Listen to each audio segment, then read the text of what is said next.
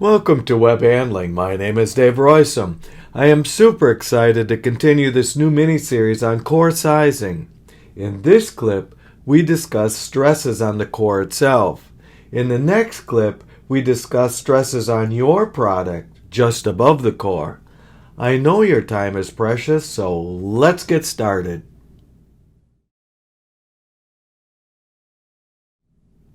In this clip, we discuss failures of the core itself.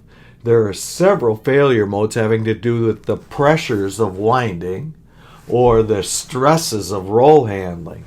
Some winders and many unwinds impose torques on the core that can cause the core to fail.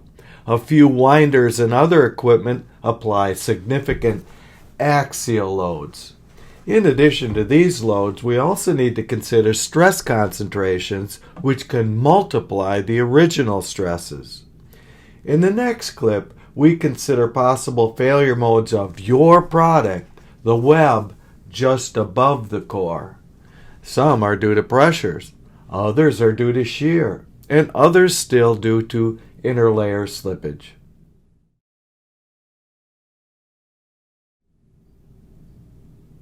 I cover core crush in great detail in my award-winning and trademarked Web201 class that has been taken by 5,000 students just like you. So here, all we need to do is to remind you of what we learned there.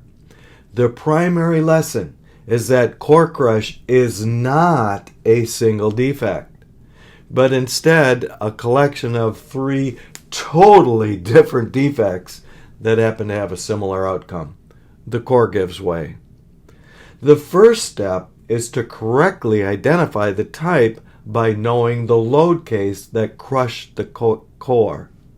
The load cases are pressure during winding, chemical and/or thermal shrinkage, and handling loads. Step 2.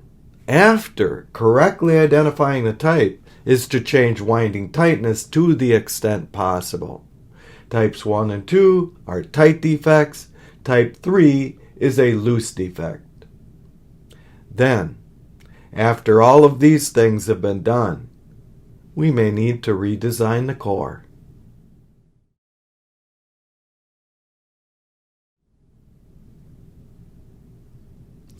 In this figure, I show a perfect storm of separate troubles which can all add to failure of the core at the center. First, we not only have the weight of the core, but we also have a nip, and we also have the weight of the rolls all acting in the same direction. Worse yet, we have a center slit, so that any possible strength assistance from the roll itself is lost. This is similar to the deflection problem we considered in the last clip. The combined loads produce tension at the top of the core and compression at the bottom. A core can fail due to either type of stress. However, since the core is rotating, we have yet another failure mode called fatigue. This problem is beyond simple calculation and sizing standards.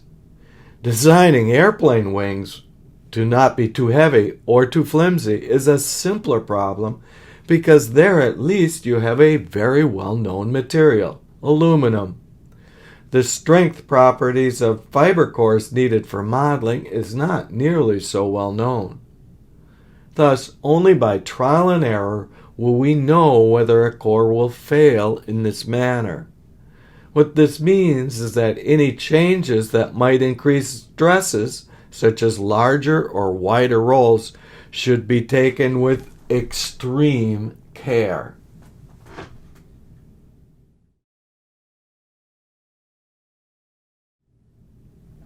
In this figure, I show an example of two failure mode factors.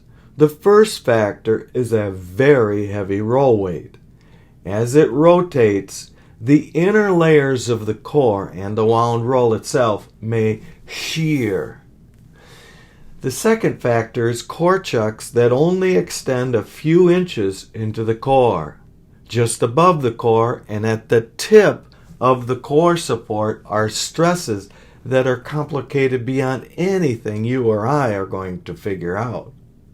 However, if we see and identify this failure mode, we are ready to respond appropriately by decreasing roll weight, increasing chuck support, or increasing the relevant core strength properties.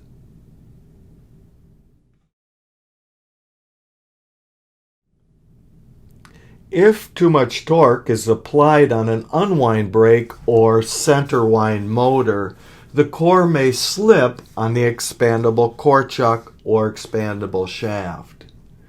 The failure in this slide, however, is slightly different. Instead of the chuck slipping on the core, the layers inside the core wall are slipping.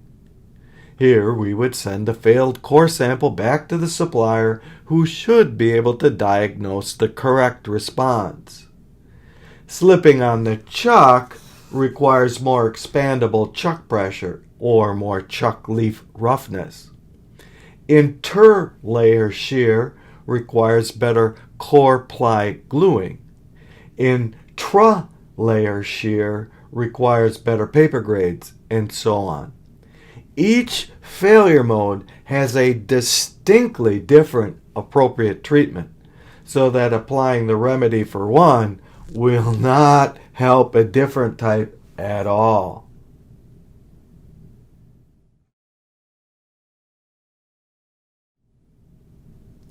The V-buckle is caused by either a blow during handling or by a weak area of the core, such as at a notch. End treatments such as notches and caps can be responsible for many different failure modes. Axial loads on wide 2-drum winders and paper mills has been measured to be up to 5 tons. This can cause the core to fail in compression, usually as a dent in the end of the core. This in turn can allow a defect called progressive outward dishing that I cover in my advanced winding class.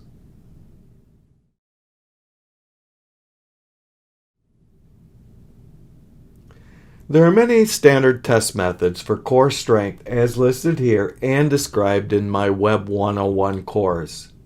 However, those that are common and convenient may not necessarily resemble real-world loads very closely, and thus may not necessarily be predictive. Yes, stronger core tests may indicate the possibility of fewer core failures. Yet, one can't look at a specific application and necessarily give a minimum core test results that would be needed for safe and reliable operation.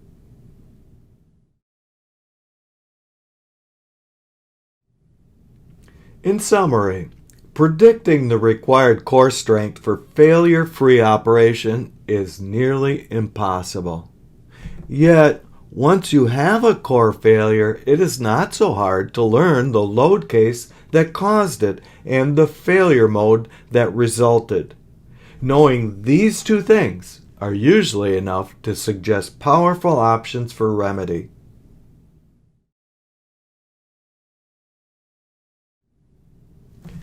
Thank you so very much for joining me in this problem solving and problem preventing series based on optimum core sizing. Stay tuned for the next clip where we will talk about failures of your web product just above the core. If you found anything interesting or useful here, please like and share and subscribe. See you next time.